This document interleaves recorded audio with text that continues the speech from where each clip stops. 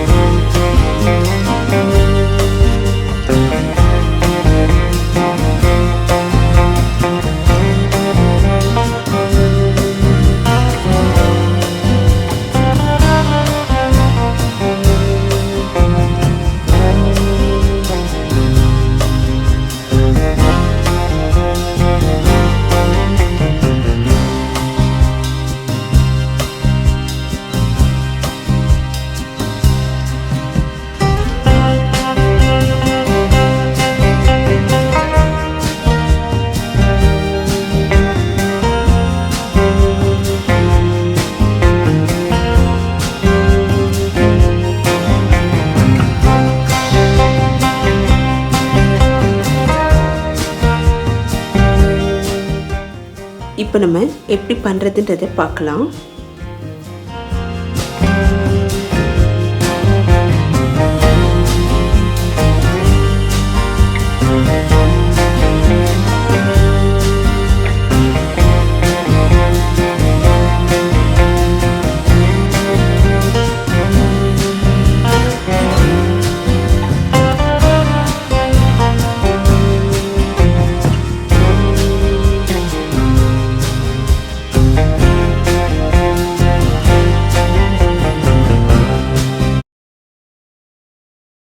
பார்க்க போகிற பச்சடி வெள்ளரிக்காய் பச்சடி.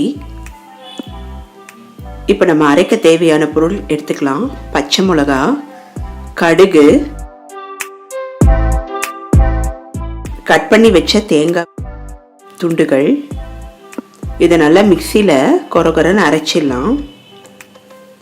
தனியாக எடுத்து வச்சிடலாம். அதை இப்போது ஒரு பாத்திரத்தில் துருவின வெள்ளரிக்காவை சேர்த்துக்கலாம். இதோட அரைச்சி வச்ச அந்த தேங்காய் விழுது சேர்த்துக்கலாம். இப்போ கொஞ்சமாக சர்க்கரை சேர்த்துக்கலாம். பெருங்காய பவுடர் சேர்த்துக்கலாம்.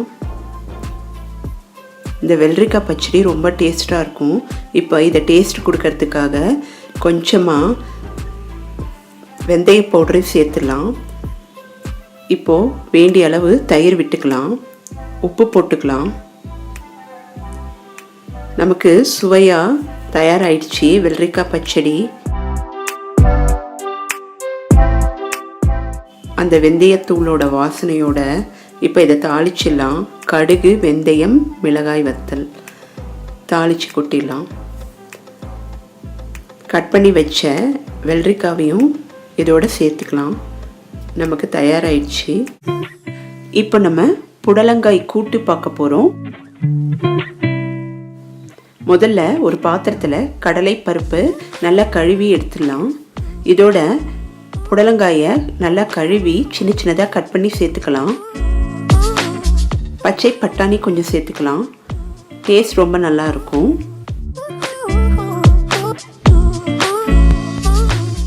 இப்போ இதோட மஞ்சள்தூள் கொஞ்சம் சேர்த்துக்கலாம். ஒரு குக்கரில் கொஞ்சமாக தண்ணி விட்டு மஞ்சள்தூள் போட்டு வேக வச்சிடலாம். தண்ணி அதிகம் விட வேண்டாம். கூட்டுக்கு 3 விசில் வர வரைக்கும் வேக வச்சு இப்போ நம்ம அரைச்சிடலாம். முதல்ல தேங்காவை துருவி வச்சுக்கலாம். இப்போ நான் கூட்டுக்கு தேங்காய் எடுத்திருக்கேன். இது தேங்காவோட பச்சை மிளகாய், சீரகம் சேர்த்து நல்லா பேஸ்ட்டாக அரைச்சிடலாம் புடலங்காய் கூட்டுக்கு. அப்போ தான் ரொம்ப நல்லாயிருக்கும்.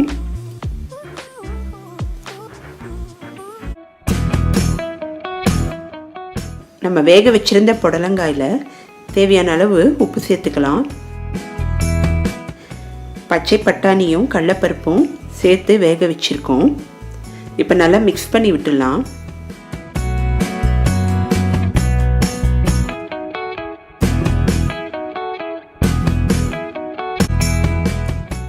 இப்போ இதோட வாசனைக்காக கருவேப்பிலை சேர்த்துக்கலாம்.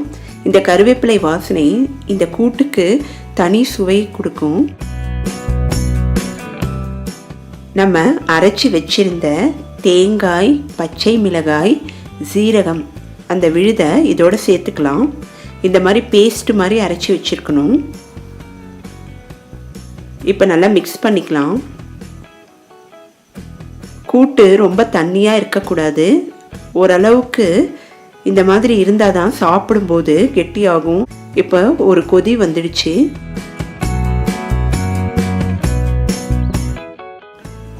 இப்போ இதுக்கு தாளிச்சு கொட்டிடலாம். ஒரு கடாயில் தேங்காய் எண்ணெய் விட்டுக்கலாம். கூட்டுக்கு தேங்காய் எண்ணெயில் தாளிச்சாதான் ரொம்ப நல்லாயிருக்கும். கடுகு தாளிச்சிடலாம்.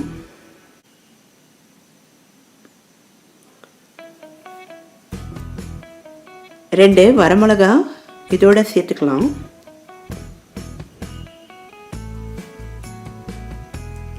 நான் அரை கப்பு புடலங்காய்க்கு ஒரு மிளகா சேர்த்து அரைச்சி வச்சுருந்தேன்.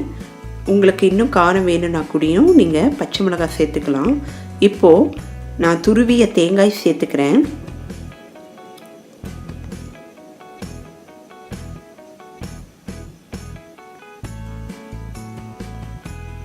இதோட கருவேப்பிலையும் சேர்த்துக்கிறேன்.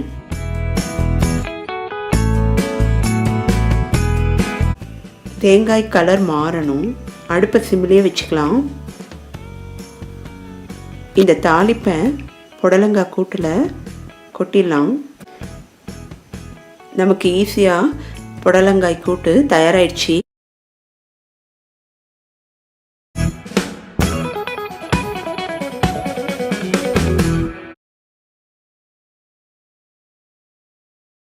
இப்போ நம்ம வறுத்தரைத்த சாம்பார் பார்க்கலாம். இதுக்கு நான் பருப்பையும் பெருங்காயத்தையும் 5 விசில் வேக வச்சு எடுத்துடுறேன். இப்போ இன்னொரு பாத்திரத்தில் நல்லெண்ணெய் விட்டுக்கலாம். இதில் நம்ம சாம்பார் பொடி தயார் பண்ணிடலாம். வெந்தயம், மிளகாய் வத்தல், தனியா, சீரகம் நல்லா சிம்மில் வச்சு வறுத்துடலாம். என்னோடய சேனலை சப்ஸ்கிரைப் பண்ணாதவங்க மறக்காமல் சப்ஸ்கிரைப் பண்ணிக்கோங்க.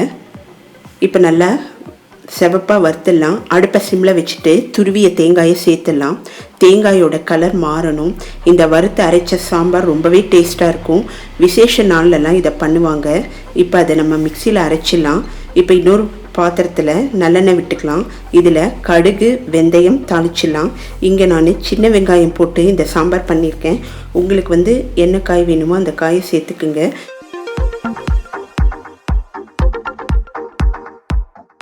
இப்போ இதோட வாசனைக்கு கருவேப்பிலை சேர்த்துக்கலாம்.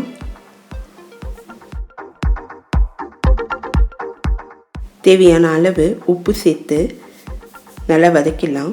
புளியை 10 நிமிஷம் சுடுதண்ணியில் ஊற வச்சுருந்தேன். இப்போ நம்ம அந்த புளி தண்ணியை இதில் சேர்த்துக்கலாம். இந்த சாம்பார் ரொம்பவே டேஸ்ட்டாக இருக்கும். இட்லி, தோசைக்கு கூட இந்த சாம்பார் ரொம்பவே நல்லாயிருக்கும். இந்த தமிழ் நியூ இயருக்கு நீங்கள் இந்த சாம்பாரை ட்ரை பண்ணி பாருங்கள். டேஸ்ட் ரொம்பவே நல்லாயிருக்கும். இப்போது மஞ்சள்தூள் சேர்த்து மூடி வச்சிடலாம். அப்பப்போ நம்ம பார்த்துக்கலாம் காய் வெந்திருக்கான்னு செக் பண்ணிக்கலாம்.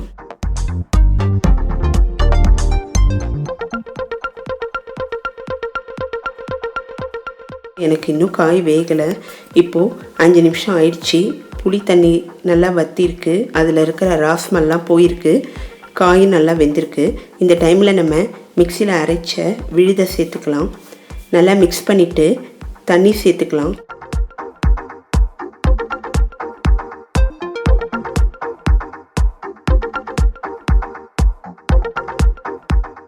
கொஞ்சமாக தண்ணீர் சேர்த்துக்கலாம். இப்போ கொதிக்க ஆரம்பிக்கும்போது வேக வைத்த பருப்பை இதோடு சேர்த்துக்கலாம். நமக்கு சூப்பராக சாம்பார் தயாராகிடுச்சு. வறுத்து அரைத்த சாம்பார் ஒரு கொதி வரட்டும். இப்போது கருவேப்பிலை, கொத்தமல்லி சேர்த்துக்கலாம்.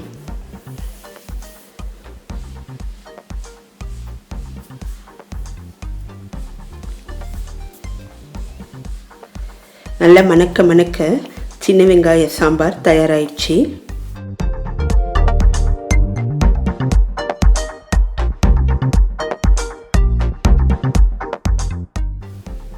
இப்போ இதுக்கு பொடி மாஸ் ரொம்பவே நல்லாயிருக்கும். உருளைக்கிழங்க 5 விசில் வேக வச்சு தோல் உரித்து வச்சுருக்கேன். இதை நல்லா மசிச்சு வச்சுக்கலாம். இப்போ ஒரு கடாயில் தேங்காய் எண்ணெய் விட்டுக்கலாம். இந்த உருளைக்கிழங்கு பொடி மாஸ் ரொம்பவே நல்லாயிருக்கும். இதுக்கு கடுகு, உளுத்தம் பருப்பு, சின்ன சின்னதாக கட் பண்ணிய பச்சை மிளகாய், துருவிய இஞ்சி, கருவேப்பிலை சேர்த்து நல்லா வதக்கிடலாம்.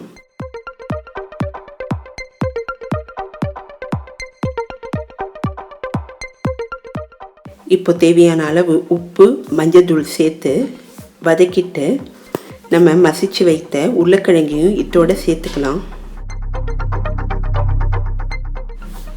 பெருங்காயத்தூள் கொஞ்சம் சேர்த்துக்கலாம். பெருங்காயத்தூள் கொஞ்சம் சேர்த்துட்டு மசிச்சு வைத்த உருளைக்கிழங்கையும் இதோட சேர்த்துக்கலாம். நல்லா மிக்ஸ் பண்ணிக்கலாம்.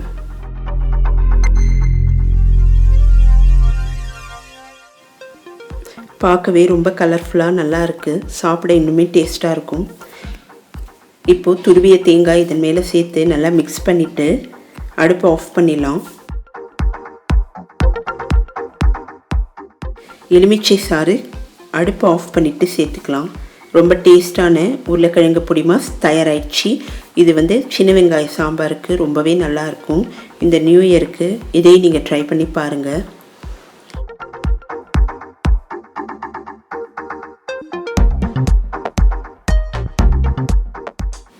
நம்ம அடுத்து பார்க்க போகிறது பொரியல். இதுக்கு நான் தேங்காய் எண்ணெய் விட்டுருக்கேன். பொரியலுக்கு காயை முதலே கட் பண்ணி ரெடி பண்ணி வச்சுருந்தேன். இப்போ நம்ம கடுகு தாளிச்சிடலாம். கட் பண்ணிய பீன்ஸ், பச்சை பட்டாணி சேர்த்துக்கலாம். நல்லா வதக்கிட்டு கொஞ்சமாக தண்ணீர் தெளித்து உப்பு, மஞ்சள்தூள் சேர்த்துக்கலாம். இந்த பொரியல் நிமிஷத்தில் தயாராகிடும். டேஸ்ட் ரொம்பவே நல்லாயிருக்கும்.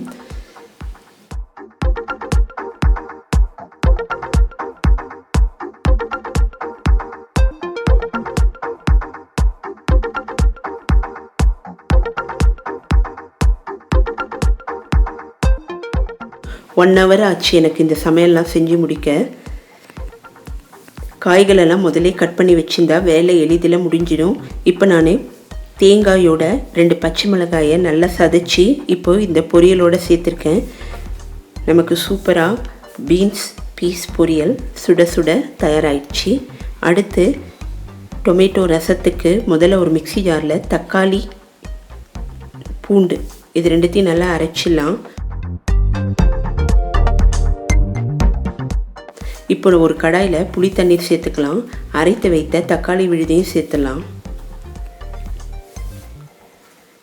ரசம் எப்போவுமே சிம்மில் வச்சு நம்ம செஞ்சோன்னா ரொம்பவே டேஸ்ட் நல்லாயிருக்கும். இப்போ தேவையான அளவு தண்ணீர் விட்டு அடுப்பில் வச்சிடலாம். இப்போ நான் இங்கே பெருங்காய கட்டி சேர்த்துருக்கேன். தேவையான அளவு உப்பு, மஞ்சள்தூள் சேர்த்துக்கலாம். இங்கே நான் ரசப்பொடி தான் சேர்க்க போகிறேன். இருந்தாலும் கொஞ்சம் காரத்திற்கு வரமிளகாய்த்தூள் சேர்த்துக்கிறேன். இப்போ நம்ம சிம்மில் வச்சு ரசம் செய்ய ஆரம்பிச்சிருக்கோம். ரசம் முதல்ல நல்லா தலைக்க ஆரம்பிக்கட்டும். அதில் இருக்கிற புளி, தக்காளியோட ராஸ்மெல்லாம் போகும்.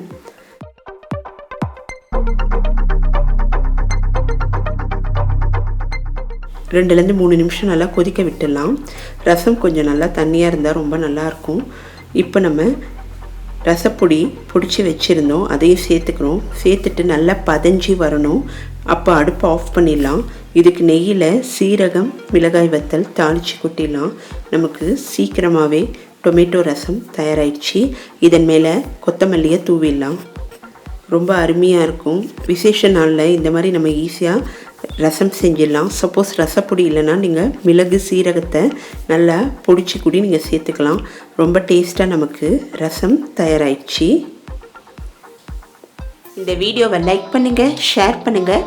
மறக்காமல் லிவ் வித் ஃபுட் சேனலை சப்ஸ்கிரைப் பண்ணுங்கள். நெக்ஸ்ட் வீடியோவில் மீட் பண்ணுறேன். பாய்.